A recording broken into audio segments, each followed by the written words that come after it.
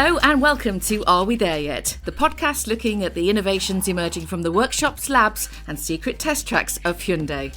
This edition is a little bit different. We're going to be introduced to technology which is starting to change not just our vehicles, but our societies as well.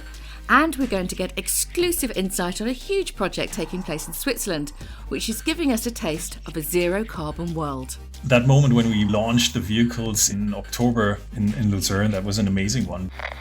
This podcast has taken us to some remarkable places so far, from flying cars and vehicles which make us fall in love, to the fastest electric cars on the planet. Whatever Elon Musk says, it's interesting, it's entertaining, but let's face reality.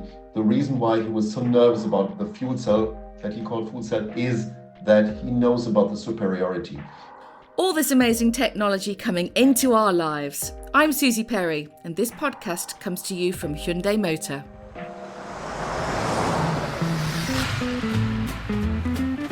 This edition is all about hydrogen. Hydrogen, the future. That's what everybody keeps on saying. When I was presenting a gadget show over 10 years ago, we tried to make a hydrogen fuel cell vehicle.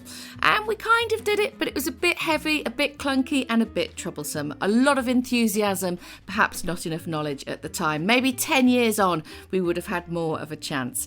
We're with two people today who are leading the way in hydrogen technology. Mark Freymüller, CEO at Hyundai Hydrogen Mobility, and Jorgo Chatzimarkakis, Secretary General of Hydrogen Europe. A very warm welcome to you both.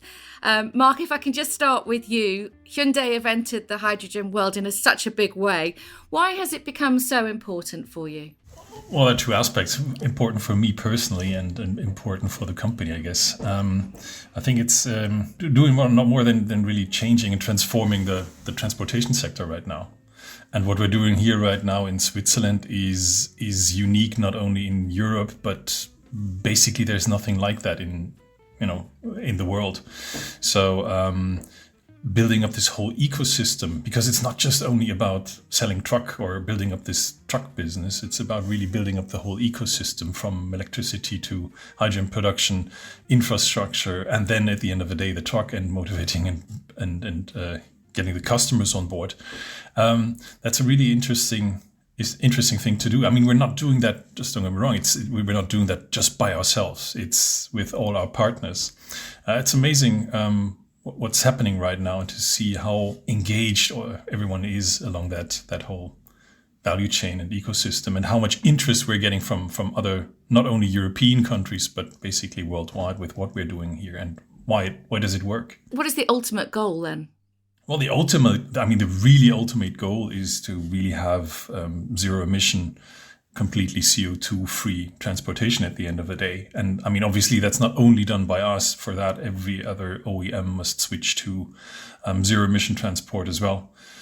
Could be battery, could be fuel cell, but in regards to the heavy duty commercial vehicles, I guess fuel cell is the better choice, so to say. But yeah, the ultimate goal is really to do something for the environment and make transportation emission-free. And you've got some amazing projects that we're going to have a look at. But before we do, I'd like to take a look at the fundamentals of hydrogen technology for everybody listening. It seems like it's deceptively simple as a process. Can you tell us how it works, please?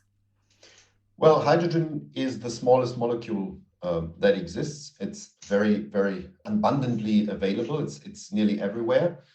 The question is how to get it, to use it as a storage of energy, or as a fuel, or as a chemical feedstock that is without carbon content. And that's possible by combining, for instance, renewable energy production, that you then would turn the energy into the molecule. How do you do that? Normally you do it with an electrolyzer. That's a machine that splits basically water into oxygen and hydrogen. You need this electricity to do that. Of course, it costs some electricity, but you can get out of it some 60% of the electricity that you put in, and you can store it or use it as a fuel. In the cars that Hyundai is producing, and I myself, I'm a driver, I'm a proud driver of a Hyundai Nexo on an everyday basis, you have the opposite process. So the car has not an electrolyzer, but a fuel cell. That's the other way around. The fuel cell takes the hydrogen from the tank that you fuel into the car in 5 minutes, by the way, for 660 kilometers range. So it's very attractive. And there's a marriage between the hydrogen from the tank and the oxygen from the air. And this process, bringing oxygen and hydrogen at the fuel cell together, creates three things. First, heat. So that's good in winter. The car is warm. Second, electricity. And this electricity then is brought to the electric motor of the car. So it's an electric drive. And third, water vapor.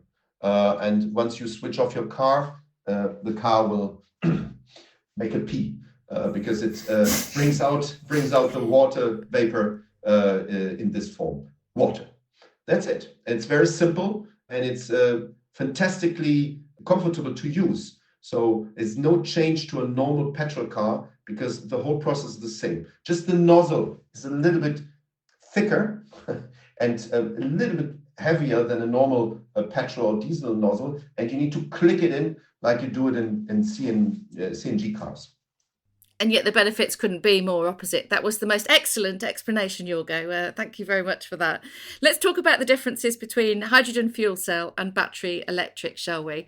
Hyundai are at the forefront of developing both of these. But these technologies have long been seen as competing with each other. How would you like to see that change? I'd like to ask that to both of you. Mark, if you want to kick off. Yeah, I mean, first of all, both technologies are going against CO2, which is generally a good thing to have, right? The question is just then, and from my perspective, and as you know, as you just said, Hyundai is doing both. I mean, we have battery electric cars and we have fuel cell electric cars. I mean, I think both technologies have their reason for being. Now it depends on which sector or which vehicle size, so to say. I think for small passenger cars, battery electric absolutely makes sense. But obviously, from our perspective, when it goes to heavy duty trucking or also buses, fuel cell technology is just the more usable technology, because the combination of payload, range, and also refueling time just gives some advantages to fuel cell, because battery technology is relatively heavy. So either you have the range or the payload, and then what is really most important, if you utilize the truck in a regular operation, whatever the range is, how much time does it need to get back to the full range? So refueling the vehicle. And for batteries, that's either a couple of hours, or if you use fast speed recharging, then it's just a couple of minutes. But then it's another discussion about if the grid can handle it and how many vehicles can be recharged and so forth. So for fuel cell, it's relatively easy. Like Jorgo just described, the tank process is super simple. And within 15 minutes, you're good to go for another couple of 100 kilometers. So obviously, from our perspective, for heavy-duty commercial vehicles, fuel cell is the way to go. Jorgo, would you like to add something to that?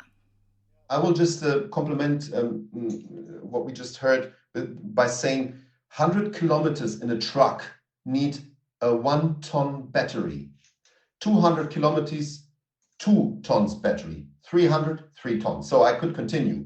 And there you see that if you compare it with hydrogen, 100 kilometers is 7 kilo of hydrogen, 200 is 14 kilo, and so on and so forth. So you see, weight plays a big role here because weight contributes to more energy consumption. So it does not make sense to use batteries in trucks. It makes sense to use batteries up to 40 kilowatt hours. So mainly in urban environments, also regional environments where you don't have more than 300 kilometers per day, so small distances, and you have a charging station at home. So if you have a soft charging using your home charging point, that's fine. If it becomes fast charging and you need that for trucks, then you have a heavy pressure on the grid system. That is why you will not find fast chargers in cities or towns, because it breaks down. So we need to understand there are differences. And I didn't say the worst. The worst is the circularity aspect. So we need to really use batteries where we need them, because they are very hard to recycle. A fuel cell can be recycled nearly up to 100% because it's stainless steel and thin membrane of platinum. And that can be recycled it's 98% recyclable.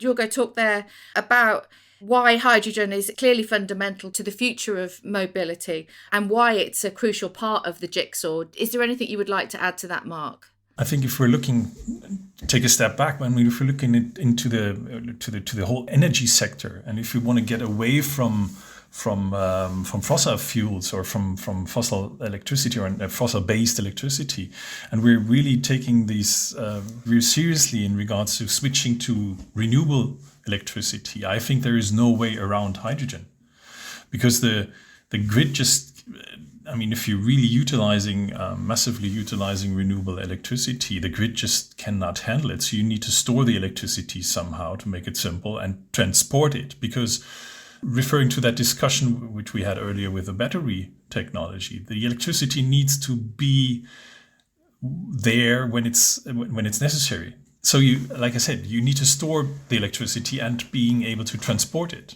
And hydrogen is the perfect match for that. Yeah, from an energy perspective, there is no way around hydrogen at all. I would like to give an example. Let's take Germany.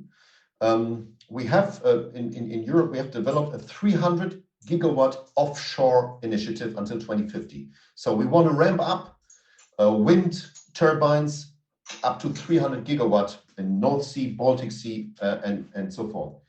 We would need in Europe a 13 times ramp up of the power grid in order to absorb this electricity 13 times.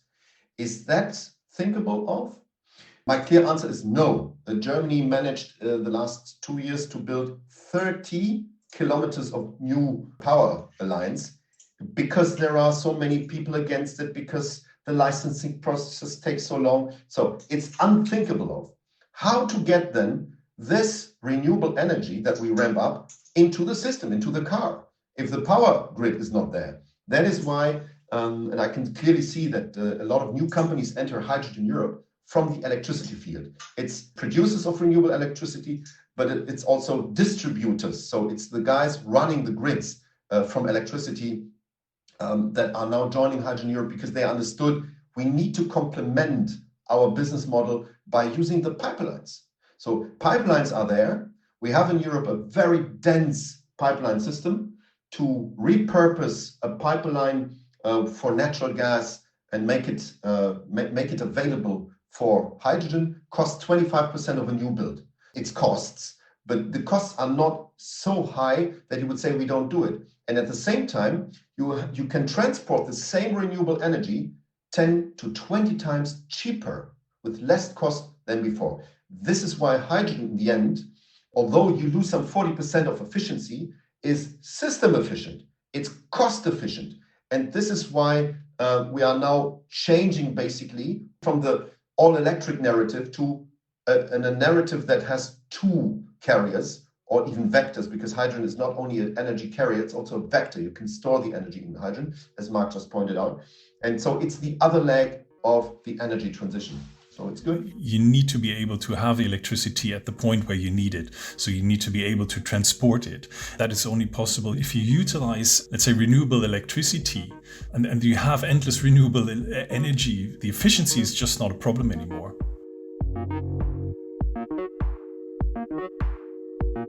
We're going to go on a journey to somewhere now with lots of clean air, Switzerland. The last time I went to Switzerland, I was test driving an amphibious electric car, and it was certainly a first for me, driving on land and water. And the car was inspired by the Bond film, The Spy Who Loved Me. So it was all pretty cool, I have to tell you. Perhaps it's something in the Swiss air that promotes innovation, because it's now home to a fleet of hydrogen-powered trucks.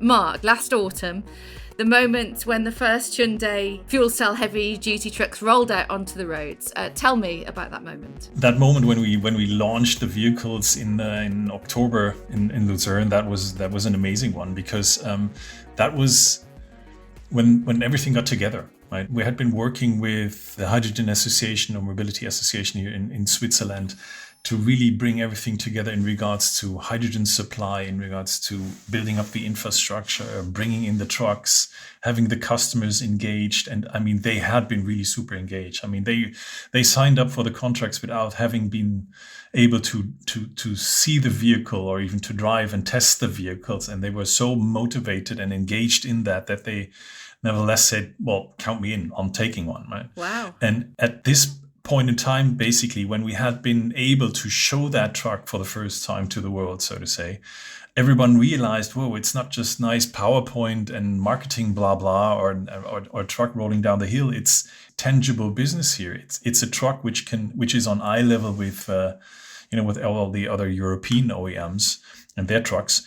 We purposely handed over 7 trucks to 7 different customers to make clear that it's not a pilot demo type of project, what we're doing here, but that really this is a market launch of fuel cell trucks. That's why I said at the beginning, that's worldwide the only place where actually this number of trucks is in regular customer operation. So being able to hand over those trucks and seeing those customers with a smile from one year to another, that was really fascinating moment leading, bringing all that together and basically on the one hand, the end of, the whole hard and preparation work, but on the other hand, the beginning and the start of a much bigger journey we're on right now, because obviously we don't want to stop at Swiss borders. We want to, have trucks like that already also available in other European countries. So that was a big moment. Yeah, probably not as big as your amphibic experience with a Bond-like vehicle, but still good. I think it might have been more successful than my experience, though. So these vehicles, then, you just touched on it there. How do they fit into the overall plan? Is this just like a small seed of what will grow, hopefully globally? Yes, absolutely. I mean, that's for us, at least from a vehicle manufacturer, the plan that in Switzerland we're showing that it's doable, that it can be an attractive alternative to diesel trucks. Right? That's exactly what we're doing here, and then learn from that and see how can we do that in other parts of Europe, but not only Europe, same thing in other parts of the world. And can you just explain to me why it started in Switzerland? What was the attraction for Switzerland? Why were they so pro this idea? Yeah, well, actually, there are 3 parts why we started in Switzerland. One is, like I mentioned before, I think the key of that is the association. The Hydrogen Association, where you have truck operators on the one hand, but also on the other hand, operators of refueling stations. And they came with 2 very clear commitments. Yes, we want to have the trucks, and yes, we will build up the infrastructure accordingly, because that solves this chicken-egg dilemma. If you build up the demand and supply side, basically at the same speed. So having this engaged group of companies is, I think, the nucleus, the initial point of getting things done. From an economical perspective, there are 2 more things which make a good business case in Switzerland. One is the fact that the diesel price is much higher here compared to other European countries. So coming from a fuel cell technology is easier to meet the benchmark basically on a cost level, because at the end of the day, we want to be at a price level of a diesel truck, or at least in that ballpark. But what's more important is that already 2 decades ago, the government initiated a road tax here where emission-free vehicles are exempted from. And we're talking about a significant road tax, around about 60,000 euros per truck per year, depending on the usage. It's depending on the mileage and the weight of the vehicle. We can take this into consideration to, like I said, make it comparable with diesel TCO, total cost of ownership per kilometer. Because what the customer does is he has pretty good experience with, the price of a diesel truck and the operational costs and whatsoever, plus the tax he has to add. And on our side, he just compares that with a price he has to pay for the vehicle per kilometer, because we're not selling the trucks. We offer a so-called pay-per-use model. That means the customer pays a certain fee per kilometer, and that includes the whole operation of the vehicle, from tire wear to insurance, and including the hydrogen supply. And that makes it then very comparable and competitive. That seems like it's a real key to the success of this project. Absolutely. Yeah. Jorgo, I'm sure you've got something to add to this. Well, you pay in Switzerland 1 Swiss franc for 1 kilometer of polluting it, plus the diesel price. The fascinating thing in Switzerland is that it's not funded at all by the state. So this whole buying, the purchasing of the trucks is done by a consortium of private players. And that's fantastic. That's where we can learn as well. Switzerland is not EU, but as EU, we can learn from Switzerland that sometimes it's so simple with a road tax to kickstart basically overcoming the chicken and egg problem, like was done in Switzerland, with 1 franc per kilometer. That's it. That's also where we try to understand better how bigger systems using hydrogen in trucks need to be engineered. For me, using my car on an everyday brings me once per week to the hydrogen fueling station, maybe less, maybe once per. So I have 6 kilo in my wonderful Hyundai Nexo. When you run trucks, the fueling stations need to be bigger. And there is a challenge for us also to understand, how do they do it now in Switzerland, this ecosystem? How do they ramp up this fueling stations? What we do in the European Clean Hydrogen Alliance is to propose very clear projects where we call it decarbonize 10T corridors. 10T is the Trans-European network. So going from Sicily to Sweden, to give one example, there's a motorway that is connected through all these countries, and we can concentrate on some of these motorways. And what we're doing is we try to connect the pipeline system, which is the Trans-European Energy Network, with the Trans-European Transport Network. In most of the cases, it goes parallel. And that will, in the longer run, make sure that you have enough hydrogen all along the way. So the fueling stations can get the hydrogen from the pipeline. 50 trucks were delivered to Switzerland in 2020, and there are plans for more, for 1,600 by 2025. That's a really big scale project, isn't it? Yeah. Well, it's not a project; it's a market launch. You see, that is. True. I would be with you if you say like it's a project. If we would talk about a demo project or whatever, but it's not actually. It's a number of trucks we bring into operation because it makes sense from a usability perspective. And obviously, to do this with the infrastructure, you're working with different partners. Could you talk a little bit about who you're working with to make this happen? In Switzerland, it's a triangle, so to say, between us. Providing the truck, between a company called Hydrospider, that is a joint venture between Alpic, H2 Energy and Linde. They are producing the hydrogen. And then several companies for the infrastructure. So basically we're taking regular refueling stations and they convert them with an additional pump, so to say, to hydrogen refueling stations. And within this, let's say, contractual triangle, we need to assure that there is enough hydrogen at the right time when it's needed at the right point and ramp up all 3 aspects together. So infrastructure, hydrogen supply, and the numbers of trucks coming in, right? Because if that grows together, then it gives an opportunity for everyone to have a decent business case. Mm.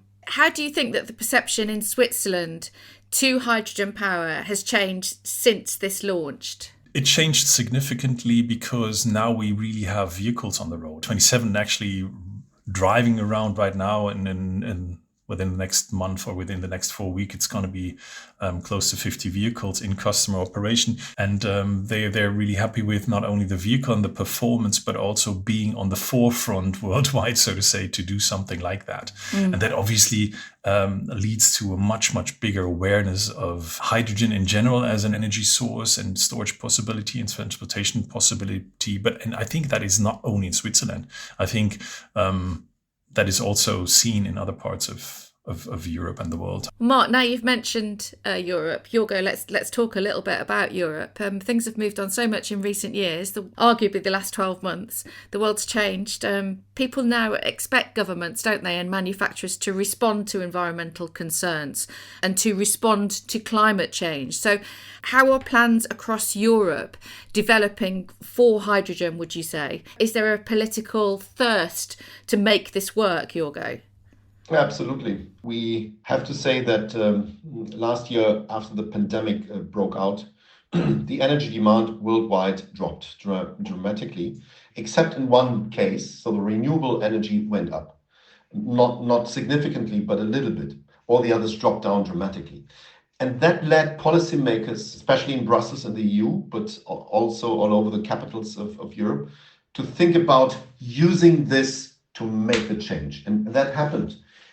We presented already before pandemic broke out, so it was somehow a prophecy, a paper called 2x40 gigawatt initiative. So we wanted with this paper to show that within 10 years, until 2030, we can ramp up in Europe the capacity of electrolyzers, so the machines that are producing hydrogen from splitting water, to 40 gigawatt, and also outside Europe, in our neighboring regions like Ukraine, but especially Northern Africa, where you have a lot of sun, in some cases also wind, and can produce renewable electricity very cheaply, but it's hard to transport it.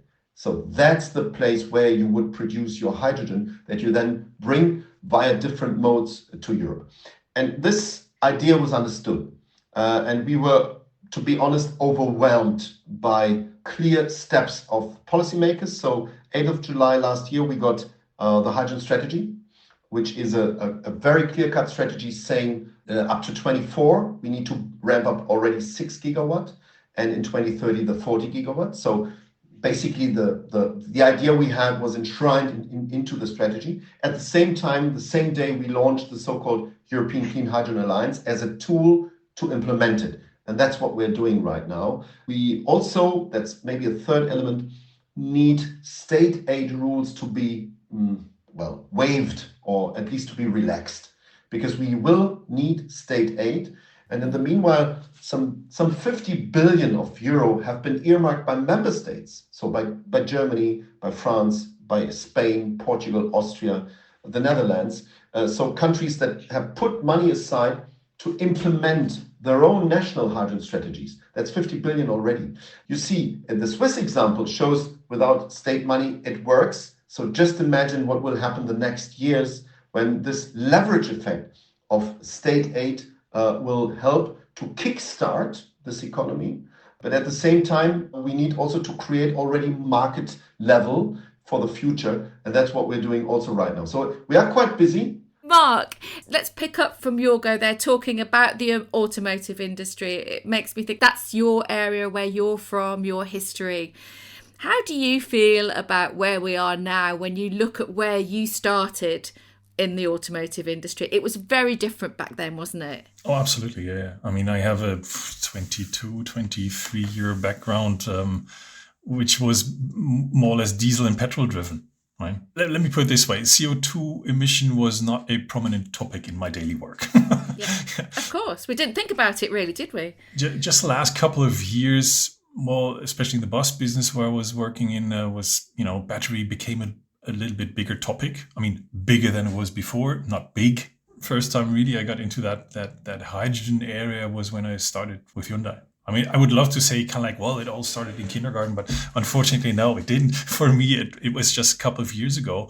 And it's amazing how that whole business kicks off. And I think the timing is right. I mean, hydrogen was proclaimed to be the future of transportation and mobility already in the 90s, right? And it was interesting to see, especially from Daimler, with their first initiatives in Europe, having the Neckar 1 and 2. And they said, yeah, in 5 years, that's state of the art, right?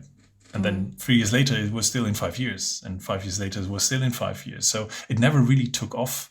I think the times are now very, very different, because from a timing perspective, I think we totally hit the sweet spot, because the demand is there, the public awareness is there, the interest of the customers is there, and funding is there as well, right?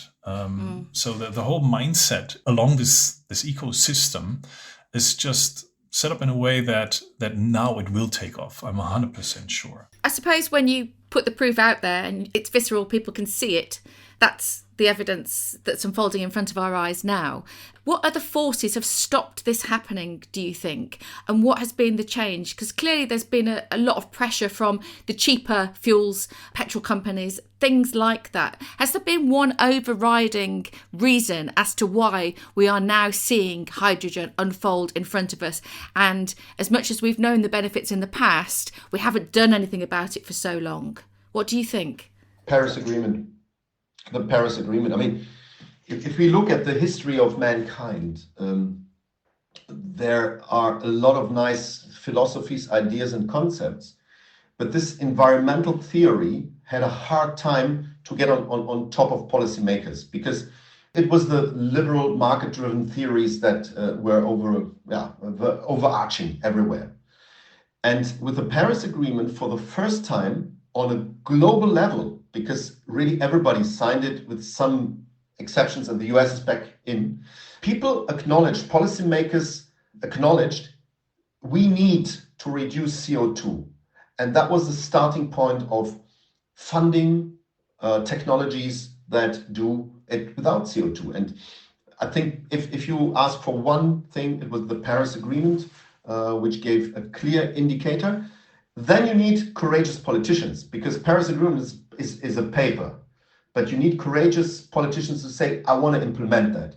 And that we have in Europe. It's a Dutch guy. He's called Frans Timmermans. He's the climate commissioner. The guy is on. He regards hydrogen as the rock star of the energy carriers and vectors. And he really says that every day. And you need these kind of people. You need politicians who have a vision, but at the same time also some charisma. The guy speaks in 7 languages without an accent. He is it. So it's this combination, Paris Agreement, Frans Timmermans, that makes a change. We're going to go even wider now, if we can, please, gents, beyond cars. Can you describe to me what a future society might look like and where hydrogen you think may play a major role? It will play a major role in maritime. So that's on a global scale, be it as liquid hydrogen, be it as ammonia. It can be used as ammonia produced from hydrogen, as a derivative from hydrogen, both in fuel cell and in combustion. So a 2-stroke ship engine can go with ammonia based on hydrogen. It will play a major role in aviation. In aviation, we can start already, and there has been a good test last month from Amsterdam to Paris in a KLM flight using synthetic fuel, so synthetic kerosene based on renewable hydrogen and CO2 from biogenic sources. It will play a major role in trucks. So that's what everybody says. So nothing new. My conviction is, because of the superiority of and the comfort of hydrogen technology, it will also enter into light duty vehicle and in passenger cars, especially SUVs. For long distance passenger cars, it will be the dominant technology there. Whatever Elon Musk says, it's interesting, it's entertaining, but let's face reality. The reason why he was so nervous about the fuel cell that he called fuel cell is that he knows about the superiority. And that is what I see. So basically, what today's petrol will be, if you wish, will be battery. What today's diesel will be hydrogen. So that's the distinction that I still believe will be the predominant scheme after 2035, 2040. Mark, any other possibilities? No, I think Jorgo covered it pretty much. I mean, probably I would add trains as well, because I think in trains it would be a good application as well, because you have a lot of diesel trains still out there, and to some degree you cannot just electrify them. So I think in this case hydrogen could play a major role there as well. It's going to be interesting if we will see that also in private households at one point in time or not. I could imagine that as well, like as an energy source, and if you utilize your own photovoltaic, if the fuel cell systems are getting smaller. But I think that's a little bit further down the road. In this podcast, we're asking, are we there yet? In terms of hydrogen, there's clearly much further to go, Mark. Well, absolutely. Are we there yet? No. Are we on a good track? Yes. I think it's a perfect timing. The interest is there. The technology is there. I think the mindset of the public is there to really get this kickstarted now in a bigger scale, not only in the automotive world, but also in other applications, as we just discussed. Funding is there as well, because the governments came up with their own strategies now, with their hydrogen strategies now, and put some significant, sometimes really significant funding possibilities behind it. So I think it's a perfect timing now to bring all that together and build up a sustainable system, so to say, which will then at one point in time also be available to live without fundings. That's the goal, and really decarbonize transportation and mobility. So I think we're on a good track, and it's a perfect timing to really get things done in regards to hydrogen and CO2-free emission in general. And Jorgo, you may have the final words. I think hydrogen has become systemic and real. The Swiss example shows it. And that's the change from the start of this hype, beginning of the century. We are living in a time where we as humans are impacting the planet to a very high extent. So scientists call it the Anthropocene. So the first epoch in human history or in global history where the impact is irreversible. And we need now to end this Anthropocene and to turn into the Cyclocene, where cyclicity is the dominant factor running economies, running the energy systems. That is where hydrogen plays the major role. It started right now. We are witnessing this historical change, and that's great. And again, my 4 daughters, they should have also daughters and boys, and they should have a future on a safe planet and not on a planet in danger. Jorgo, Mark, thank you so much for your time. It's been absolutely fascinating talking to you both. I've learned so much. It's been really interesting. And can I just say good luck with everything that you're doing, and thank you. Thank you. It was fun. Thank you. If you're excited by hydrogen and the projects Hyundai are leading, you can find out more at Hyundai.com. And don't forget to subscribe to the Are We There Yet podcast from your usual podcast provider. It means, of course, that you'll never miss an episode. Thanks so much for listening. I hope you enjoyed it. Goodbye.